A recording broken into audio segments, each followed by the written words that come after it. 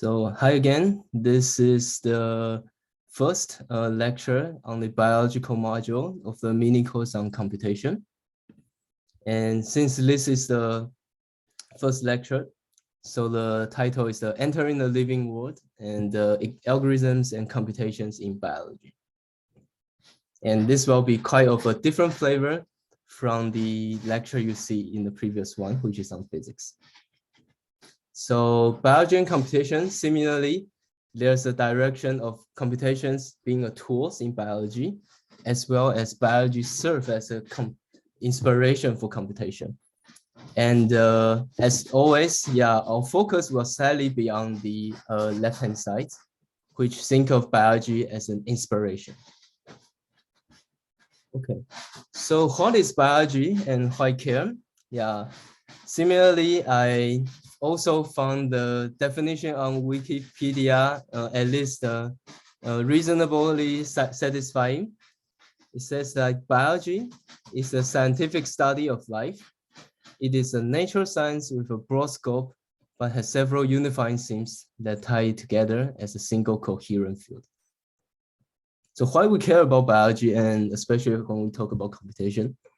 So first, I mean, we all are, we hope all humans are like living beings. And second, also computational methods now are very widely used in the study of biology. But this also suggests that in the biological world, there definitely also certain kind of computation is going on. And what are those computation in the biological world? And are those biological setting being a constraint or inspirations for us to understand computation? So in this lecture, as well as the next few in the biological module, I hope you can keep these two questions in mind, and also hope we can try to partially answer this throughout the lectures. And also, this is a quick reminder from what I mentioned in the intro lecture.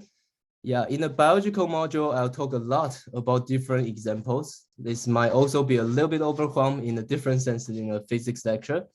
And I encourage you to just enjoy it and try to build your own story. So first, biology is an extremely diverse scientific field. And both like vertically and horizontally, there are so many different biology subfields where each of them, could be a very, very huge field as alone. And it's also very difficult for subfields, even subfields in biology to communicate each other. And this is extremely different from like other scientific fields like physics, or like what we're familiar with math or like computer science. There are a lot of different things and lots of special cases, and the lack of unification and axioms will be like a unifying things in biology. And since we are talking about biology as a science for living body or the living world, maybe we should first talk about what do we mean by life? Namely, how can we characterize life? So I like these definitions by Ernst Mayr, who was a Harvard professor, and he wrote this in a book called This is Biology. So in that book, he already tried to like have a very concise characterization of life. And I definitely wouldn't want to spend time to name all of them, but I encourage you to read it, read that book offline. But the point of this size is like life is complicated.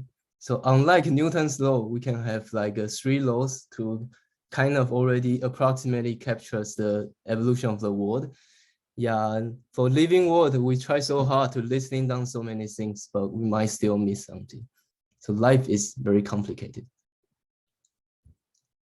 And in the meantime, when we talk about connection between biology and computations, the computation we are saying in biology also kind of have a different flavor. And I try to use the simple examples of copying strings to try to convey this message to you. So copying strings meaning that, I have a string of some symbols and I want to duplicate it. So this is quite relevant in biology and happen every day. in the level of molecules. So DNA is something that happens in all our body. Yeah, and one normal procedures for DNA is to duplicate itself. And this kind of DNA replication, I mean, mathematically, it just copy strings, but biologically, it actually turns out to be extremely complicated. Here, I just like use a simplified 5 steps. Yeah, but if you ask any biologist, yeah, you might need to spend, I don't know, like lots of lectures trying to understand all the details of it. Yeah, and in the meantime, if you know how to write a computer program, you know, like string copy is extremely easy, and this is a simple program in C, written in C about the copying strings. And even the machine implementation of it is also not so scary. It's much more easy to learn. And if you think even more on these 2 examples and compare them, you will notice that it is probably because when we talk about algorithms or computation in biology, it usually is not in a mathematical sense that have a concrete goal or just specific function. Yeah, for example, in DNA replications, actually through the complicated process, it spends lots of time doing something that seems to be irrelevant to copying strings. Yeah, so it seems that the unifying themes in the computation of biological world is that lots of the computation are like multifunctional, or even sometimes it's goalless. It's not so clear what the goal is about. So before I dive into give you more examples, yeah, I also want to give an overview things about different ways and different angles to think about like examples in biology. In particular, I'm going to introduce you this Mars 3 levels of analysis. The 3 levels are hardware implementations, representation and algorithms, and computational theory or computational principle. So what do this mean? So you probably already feel like hardware implementation is in the most bottom level. It tells you about how like a biological system implemented some things. So the DNA replication example is actually in the level. It is tell you like how each step by steps, how biology doing some computation. And it's like in this kind of genotype and phenotype level. And there's also like in the middle level, it's called representation and algorithm. So it's like kind of like what I meant by copy strings. Yeah, it's like a DNA, strings of a DNA things represent some symbols and some genes. Yeah, and there are some copying algorithm going on. Yeah, and I here also listed some example through the lens of evolution, which will be more meaningful in the next lecture. And finally, in the topmost layer, it is about computational theory. And here, I mean, it's like a principle rather than like specific detailed algorithms. Yeah, and natural selection is a good example, and I'll explain more tomorrow on Friday. But the point of this slide, just want to give you a framework for you when you are looking at the future example I'm going to show today and on Friday. You can always try to map what you see into these 3 different levels and think what does the story tell in each level differently. Okay, so now maybe it's a good time for question. And also look like my cat also have a question. I'm going to open my door for.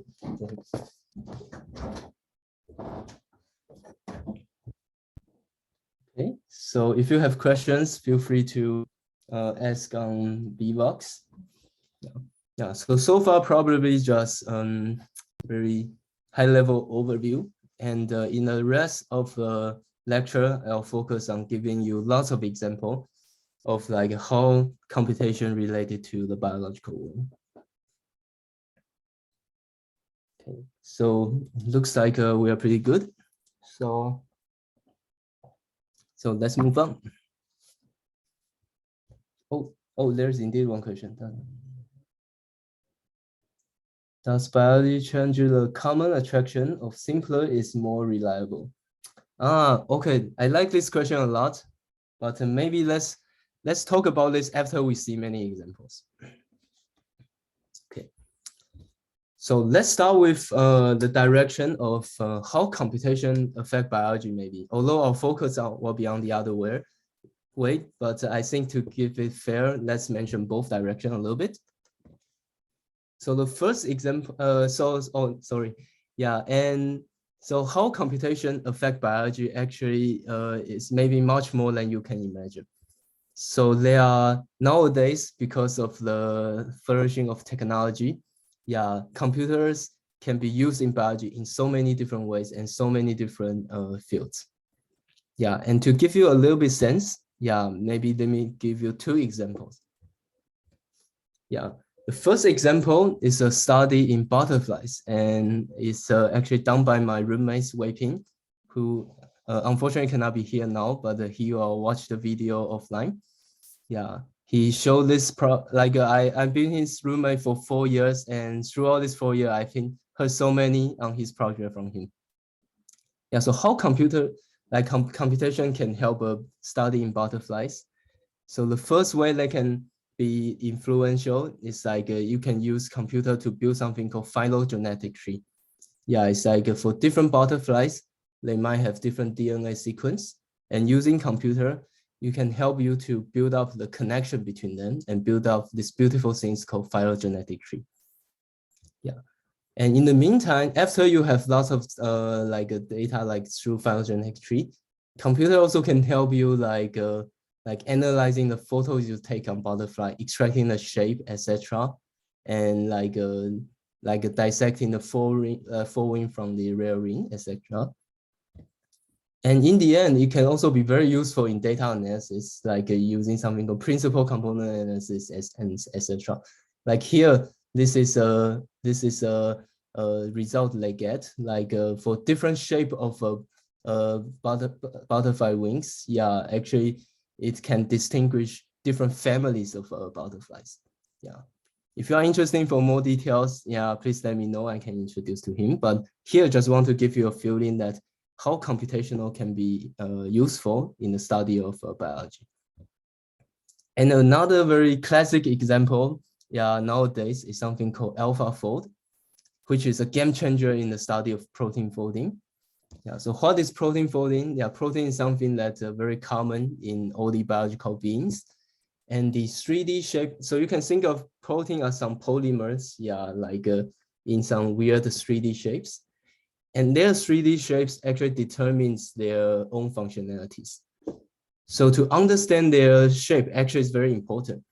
And usually the situation is people can know what the strings of amino acids composed of this, they will give you this protein, but they want to understand the 3D shape of the final protein through the initial sequence of amino acids. And in the old days, this is extremely difficult because there are so many different patterns of amino acids and so many different possible 3D shapes. People really don't understand how to do it. And until recently, the team of Google, I believe, they use some techniques from machine learning and deep learning especially, to design algorithm to solve this problem quite accurately. Now it's if you give a strings of different amino acids, and feed into this algorithm, they can tell you they can predict the final 3D shape in a pretty good accuracy level. And this basically open the door for some new study for people in this area. So I hope these two examples give you some feeling how computational affect biology. And from now on, all our focus will be from how biology affect computation. In particular, we want to try to investigate what's the computational ingredient and computational insights in biology. Some water. And as a disclaimer, I'm actually not an expert in any of the examples. So I've been trying my best, try to present an overview and also on a diverse topics. But I also want you to be critical on me. yeah, if you find any questions or find any corrections, please let me know. And yeah, I'm very happy to take any suggestions and comments.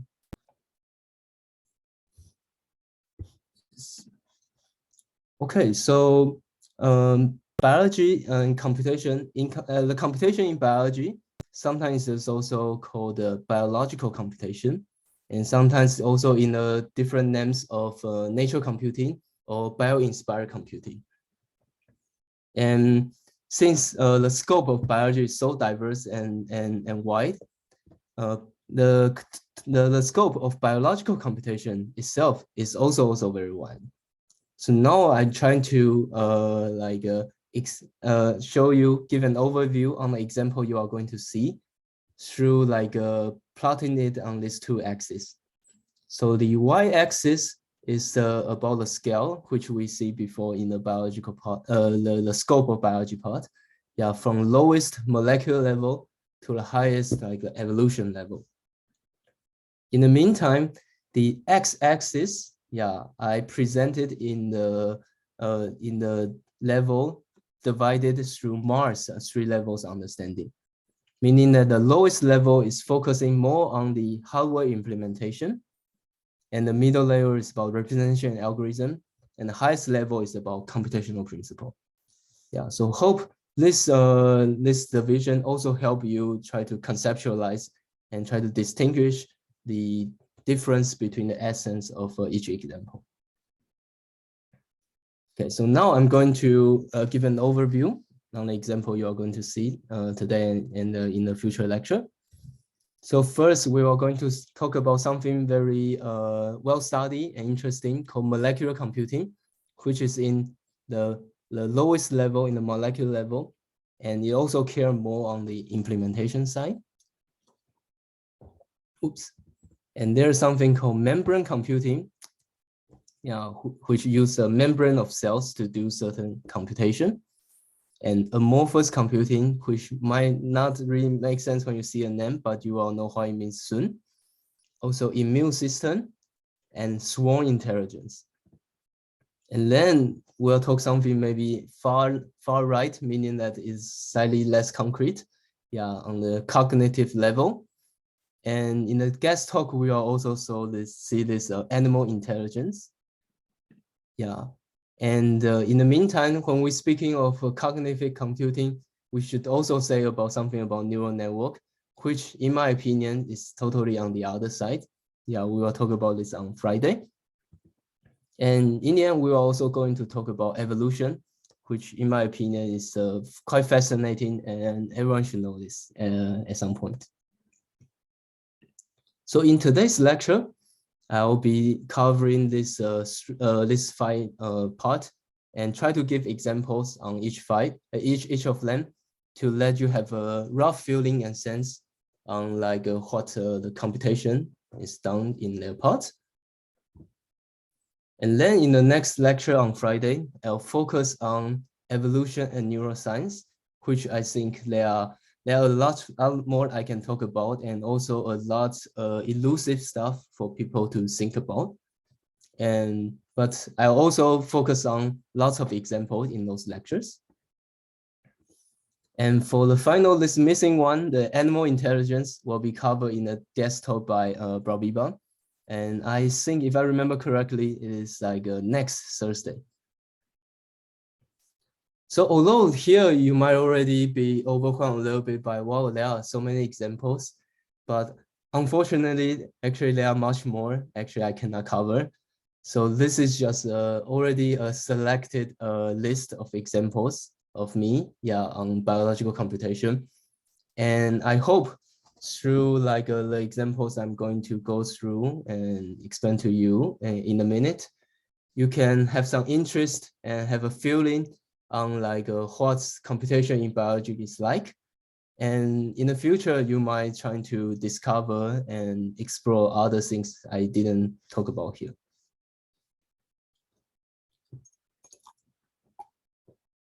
So maybe now is also a good time for question, if there's any.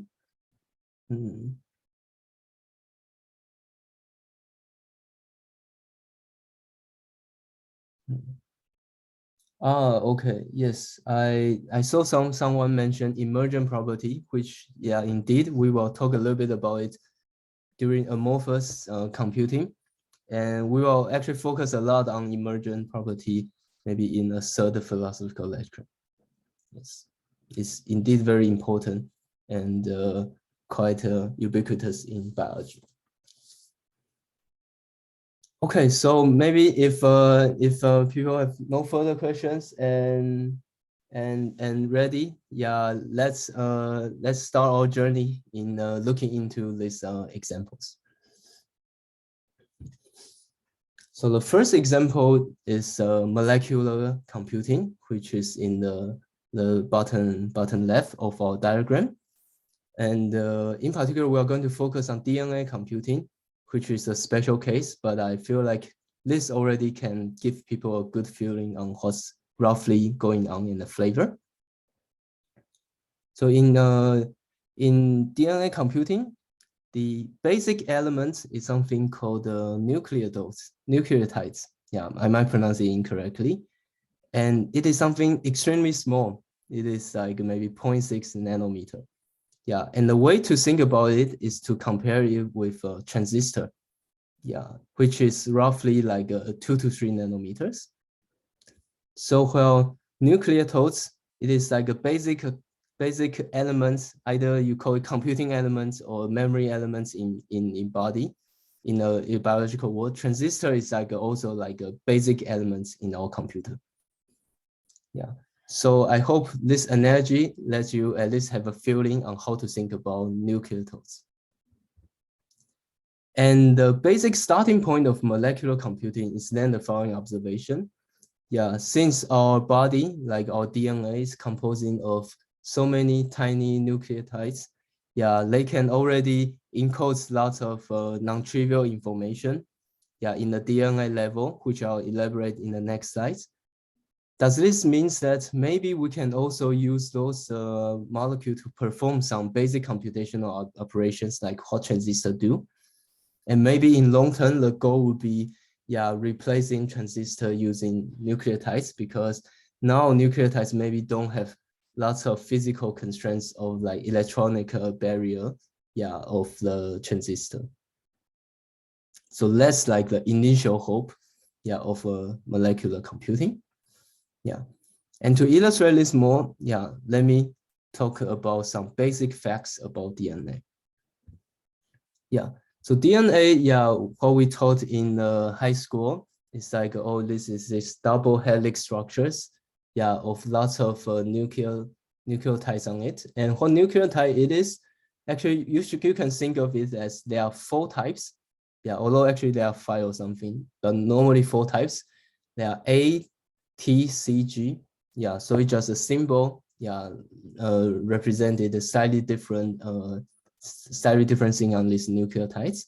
And all of these things are like a composing to this huge DNA. So one DNA might have like lots of nucleotides lying on this double helix structure. And the special part here is like, although there are 4 symbols, but they are actually paired in a special way. The T symbols always is paired with A, and A symbol paired with T, and C always paired with G, and vice versa. They are paired with each other through this hydrogen bond. Yeah. So this biological setting actually then provides, because this is so robust, they are always like structured in this way. So this also gives us a ground to make like a mathematical abstraction for it. And the first step of the mathematical abstraction is the observation that, yeah, for the DNA in a biological world, usually you can also think of it as like there are some substrings of nucleotides. And people call this oligonucleotides. Yeah, I won't pronounce this again, but this is the way I think of it is like strings of nucleotides. Yeah, and another informal way to think about it is like one like a substrings of nucleotides is kind of the basic elements, yeah, that can affect the gene or something like this, yeah, or represent genes. Yeah, but this is an informal and imprecise way to think about it. But also convenient way to think about it. Yeah, so for example, here are 3 examples of this strings of nucleotides, and they are always paired in this way. But we can also make this into an even better abstraction in the final one here. Yeah, you can think of like nucleotides, these strings of nucleotides. They also may be composed of like a few repetitive parts. For example, if you look closer into the example I gave here, yeah, the second half of the first example actually like overlap is the same with the first half of the third example. So they actually can be regarded as the same. And then I use a different symbol, this little b, to represent them. And the first half, I use A to represent them. And for their complement, which is complement by this ATCG rows, I just use a star to represent it. So in summary, yeah, so now we say DNA composed of lots of nucleotides, and they form some strings that corresponding to like gene expression, etc. And an abstraction, just think of it as like some symbols. And this A and B, they are actually just some strings of nucleotides and might appear in other things. Yeah, and they connected through hydrogen bond, and their complement is denoted by star. So I know this might be a little bit more information, but I think this should be conceivable and important for illustrating DNA computing in next slides. So I'll pause for maybe 15 seconds here for people to quickly like run in your mind about the abstraction I do here and what does that really mean. So, and also maybe ask questions or tell me if you want more time.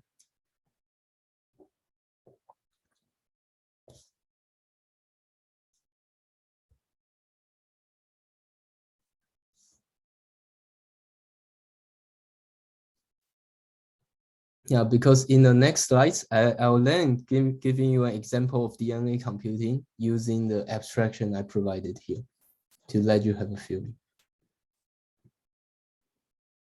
Okay, so last seconds for you to familiarize yourself with the notation. Okay. Okay, so now in this slide, I'm going to give you a simple example of using what we saw in the previous slides to perform a simple logical AND through like a DNA. Yeah, and what logical AND means that just like the input is like 0 or 1, and the output is 1 only if both inputs are 1. So it's an AND operation. And it turns out that the simple AND gate, yeah, to implement the AND operation in the DNA computing, actually just look at this. So these are like 3 oligonucleotides. Yeah, they have like, the first one have like this ABC, and this one have DFE, but they fold in this special way. But this is possible to do, yeah, in biology. And the other one is B star, C star, D star, E star. It's like this you can think of like for people in the chemistry lab, they can easily produce this. And what about the inputs? Yeah, the inputs also like represented by nucleotides or oligonucleotides, but in a very cool way, in the sense that if the inputs are 1, it means that a certain oligonucleotides will appear. And if the input is 0, then it won't appear. So we actually use the appearance of the oligonucleotides, yeah, to represent 0, 1. So in the example, if the input is 1 and 1, then we'll have this blue one and the red one both appearing. So this means 1, 1. And if the input to your AND gate is 0, 1, it means that, oh, the blue one will be absent. So only the red one will appear. Okay, everything clear for now? Yeah, if it is really not clear and you want the seconds, please quickly type in the chat. I can see it. Okay, so now how can we use these things to do an AND operation? Yeah, what people in DNA computing do is, okay, you put lots of copies of this AND gates, looks like this, yeah, into a bottle. And you also put your input into a bottle. For example, if your input now is 1, 1, you just put this like both blue and red things into here. But if your input is 0, 1, that you only put red oligonucleotides into this bottle. And then you maybe physically shake the bottle, or like seriously, what they do is like using some PCR to amplify things. Yeah, and the end result will be either you have lots of orange stuff, and the orange stuff means like, oh, your output is 1, because the output is also encoded by whether it is appearing or not. And if there's no orange oligonucleotides appear, then it means the output is 0. Okay, so let me convince you, yeah, what we set up here indeed is doing the job. Yeah, so for example, if the input now is 1 and 1, it means that we have our AND gates, and we also have both our red and our blue things. And this is a typo, sorry, this should be CDE. Yeah, this is a typo. And if we are shaking the bottle, yeah, the red one will like go into this part and somehow compose with them, because the hydrogen bond is stronger. So it's still part of the black oligonucleotides from AND gate. Yeah, and if we keep shaking, then the blue part will also like have interaction with it and steal the other part. Yeah, so because this, sorry, this should be CDE. Yeah, and because of this operation, you can see that now the orange DFE oligonucleotides left. So it becomes, and if you do PCR to amplify it, it will tell you the output is 1. And similarly, if the input is only 0 and 1, yeah, even you do the shaking and get the first part out, but because you don't have the blue things, you cannot get this out. So the orange things will never appear. So the output will be 0. Okay, so hope through this animation and yeah, the illustration, you can roughly have a feeling of, okay, so now how roughly people use DNA to do computation. So it is actually really in this kind of like a very, very bottom and a logical level. And as a supplement, actually the first example actually is using DNA computing in this way to solve like something called Hamiltonian path. Yeah, in computer science. Okay, so maybe this is yeah, already a lot for DNA computing. Let's move to the second example, which is membrane computing, and I won't dig into that much detail in this example. Yeah, so now we are moving slightly higher from molecular level to a cellular level. And the cell actually, yeah, although it looks simple, but actually it is complicated. It can contain so many things here. And similarly for computer science people, math people, yeah, when they're trying to study the computation within the cell, they try to come up with some mathematical abstraction. And here, this example is something known as P system. And the reason for P is just the inventor has a last name start with P, but I still forgot his name. Yeah. And in this abstraction, there are 3 important ingredients. The first is membrane. Yeah, sorry for this. Yeah, which is like the boundary of the cells. It's like the membrane. And also, once you have membranes, it will divide it into the area into different regions. And inside the regions, they might have different chemicals. Yeah. And the cool things about cells is like the way to form like a different structure, like different collection of configurations of regions and different chemical configurations. Actually, there are lots of possibilities. So what people in membrane computing do is to think of one configuration, meaning like write down the membrane, write down all the possible regions and what chemicals inside. One configuration represents like a one information or one thing you want to compute.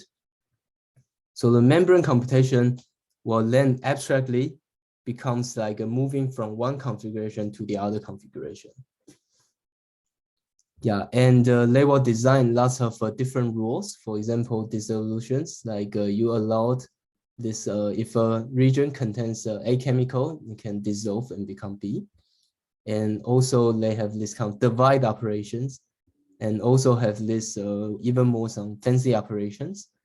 Yeah, but those operations are all very local. Yeah, and depends on like the chemicals and the topology of the region. Yeah, so this is probably all things that I'm going to mention about membrane computing. Just give you a feeling on how it roughly looks like. Yeah, and they are also beyond P system and some cellular automata. And the punchline maybe is like they are all Turing complete in some sense, meaning that if you set up this kind of abstraction and allow this kind of simple rules, you can use them to simulate the Turing machine. So it seems that, okay, so at least they computationally, if you allow these things to happen, yeah, they are quite powerful. But this might not be really what happened in the real world, but this is an abstraction. Okay, so for people who want to see more details about both DNA computing and cellular automata or membrane computing, yeah, you're welcome to go to Salvador's advanced section next week. Yeah, he's a PhD student working in this area, so he will definitely give a much better explanation than I did here. But I hope through the example I gave, you can have some feeling, yeah, about what's roughly is going on. Yes. Any questions for now? Yeah, after the examples of molecular computing and membrane computing. Let me take a look.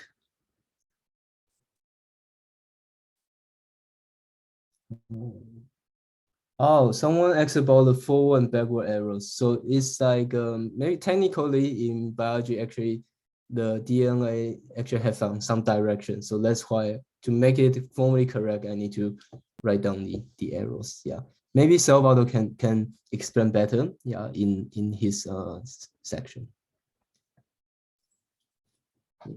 Okay, so in the rest of the lecture, we are going to see 3 more examples.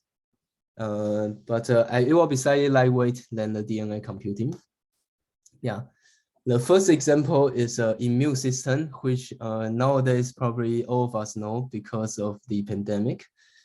Yeah, so immune system actually is maybe much more impressive than we would appreciate before.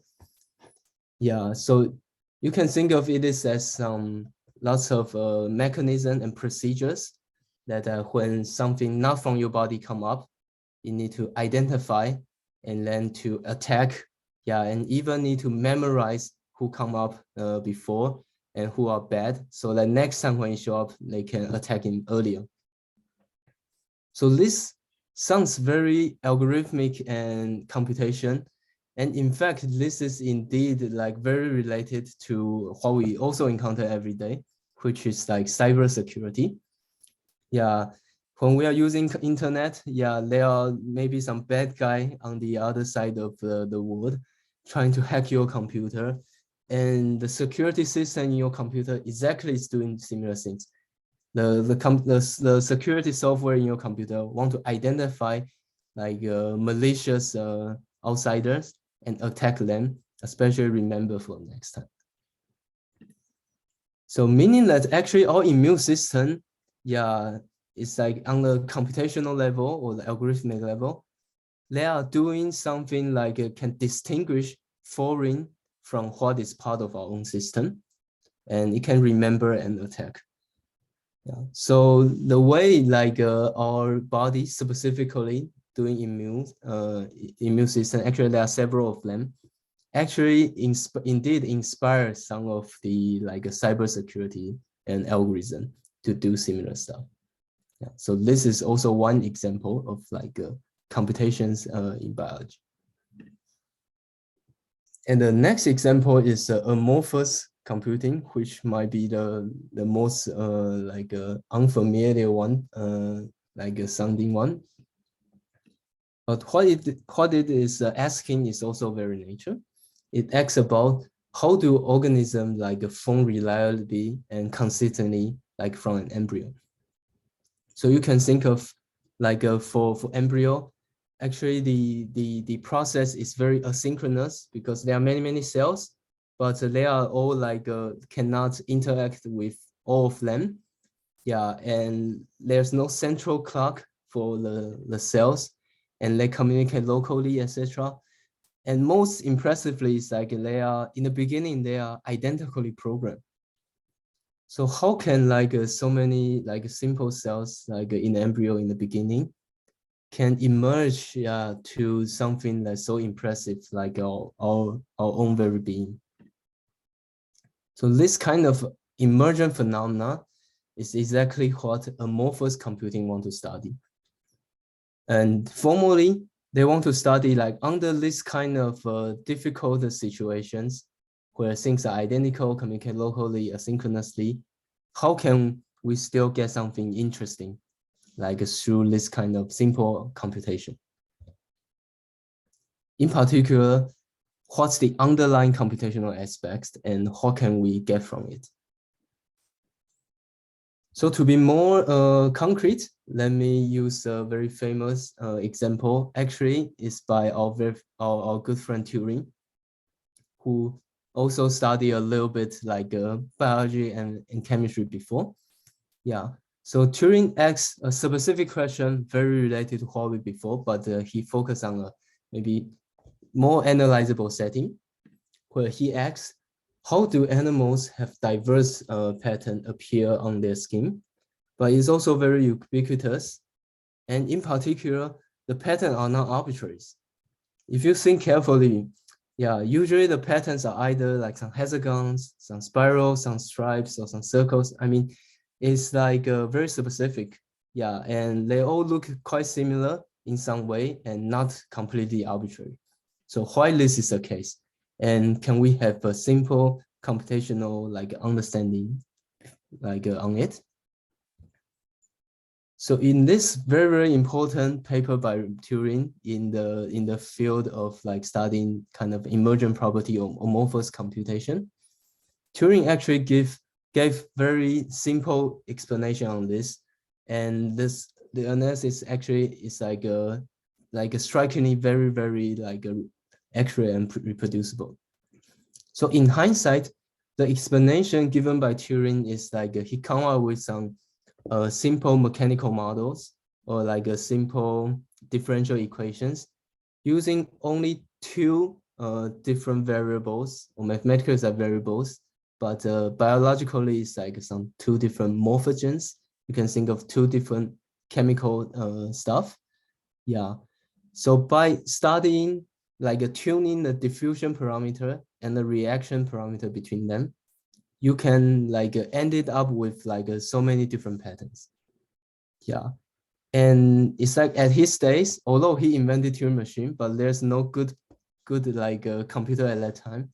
But his model is so simple in a way that he can even just hand calculation his model and produce some patterns that indeed looks very similar to the one you will find in nature. And to me, the even more striking thing is like mathematically, yeah, people later even prove that in Turing's diffusion reaction model, trying to explain this kind of Laplace part, like the pattern on the animals, people can mathematically show that the solutions to like Turing's equations will exactly be those like common patterns like hexagons and spirals and stripes you see, yeah, in the nature. So this is an example, yeah, although maybe not to the level of like a fully computational insights, but it's like open the door for us trying to analyze emergent property.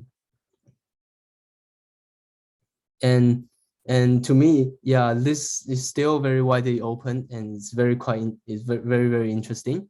And maybe in the third lecture, I'll try to talk a little bit more about like emergent probability. But just to get people a feeling, yeah, this is actually very, very underdeveloped. Yeah, there's still a lot, both on the theory side and the practice side, to be explored. Okay, so finally, yeah, thanks for bearing with me. Like we finally rise to the last examples of today, and talking about something in the highest level is the swarm intelligence. And maybe let me first use this example, yeah, to speak for itself. So the yellow things are something called slime mold. Yeah, some little bacteria. So people put this in the maze. And this is, I think, bread, yeah, their food. Yeah, and this is probably after a few days. Yeah, oops, I can maybe stop here. Yeah. So you can see that after a few days, although in the beginning the slime fill the whole maze, but in the end it only choose a single path, and this turns out to be the shortest path. Yeah, and imagine if you are a slime mold. Okay, maybe this is too hard to imagine because there are actually maybe, I don't know, 1,000, 10,000 of slime molds here. You're just very small part of them, and you don't really know what's going on. Yeah, like you can only maybe know some of your neighbors, and you don't even have language. Yeah, you don't even know how to talk to them. And in particular, actually, if I remember correctly, actually there's no nerve system in slime mold, but they can still do this, quite shockingly. Yeah, and there are much more examples can do similar things. For example, for ants, yeah, they actually can also find shortest path in similar sense. But what they do, maybe it's more striking and maybe not striking, maybe more powerful in the sense that they can also explore some like non-tried path. Because here in slime mold, you need to fill the maze with slime molds. Yeah, but here for ants, usually they just walk around. Yeah, but sometimes they will try to explore some new path. And when they figure out the new path is better, they actually will stick to it. So there's also some extra exploration things going on. And there's also example like beyond like just finding like shortest path. There's also example of fish swarm algorithm. And what they are doing is the following. So for each fish, similarly, they cannot see the whole picture of the ocean. They can only see some neighbors within a certain range. Yeah, and they themselves will move around, maybe finding food or maybe just enjoy swimming. But one key thing here is like you never really see fish bump into each other. How can this really happen? Yeah, there are so many fish and they are moving in every second. How can they not bump into each other and move so consistently and sometimes even very aesthetically? Yeah. So this is the question asking like in the area of fish swarm algorithm, and they indeed have some partial like a mechanical algorithmic model trying to model that. But maybe as a conclusion for this part, it's like, although so far all these examples we can find in nature about swarm intelligence, they inspire us to look into certain like algorithmic ideas. For example, the first two is about like finding shortest path. The third maybe is about stability. Yeah, but all of them are still looking at like a very few aspects of those swarm. And as I now connected back to the the string copy example in the very beginning, all those computation done in biology might also do more than just this. Yeah, so I feel like an interesting direction of swarm intelligence is also trying to think about, is there even more aspect? Yeah, just beyond the on the surface, you feel like, oh, they are minimizing, finding shortest path, etc. Okay, so these are the 5 examples. Yeah, I want to share with you all in this lecture. Yeah, and you can see that I purposefully laid into like from micro level to macro level to have a broad range of covering. And also, I'm not sure if this is by accident or there's some even deeper reason behind, but somehow for those on the more like a micro level, they are actually doing more something elementary operations, like logical operations of like Turing complete operations and related to universal computing. And for those who are on the macro level, usually are more about like specific algorithm, yeah, and inspire some like a algorithmic idea like strong intelligence. So this maybe also could be a good picture for you to have in mind to think about, oh, is this a unifying themes or is like we are missing something? Okay, great. So maybe let me conclude with like next time, we are going to see more example in two areas that I like a lot, in neuroscience and evolution. And in the guest talk of by Brabiba, we will also see examples in animal intelligence. Okay, so to summarize, yeah, today we talk about computation in biology. Yeah, we talk about the computation or algorithmic lens in biology is slightly different from what we think in mathematically. Usually it is not that single functional and usually maybe not really have a concrete goal. Yeah, and I also encourage you to think about different examples using different levels. Yeah, and I hope this 5 examples give you a rough feeling on the diverse range of computation can be done in biology and try to figure out your own story and your own interpretation of that. And also just a reminder, like beyond Braviba, we also have Angel and Zichen's going to talk next week. And they are going to talk more high-level stuff related to creativity and beauty. Yeah, but it's all kind of related to biology in some sense. So that's why I put them in this module. And the next lecture will happen on Friday. And I also encourage you to go to Salvador's advanced section, which will give you more details on DNA computing and cellular motor type. Check the calendar for more detail. So finally, sorry, yeah, no. I'm going to end very soon. Yeah. Go ahead. Yeah. Also, in the end, this food for thought and exercise for you. You can access this through the slides I send through the emails. But yeah, thank you all for attention. Maybe let me pause here and take a few questions.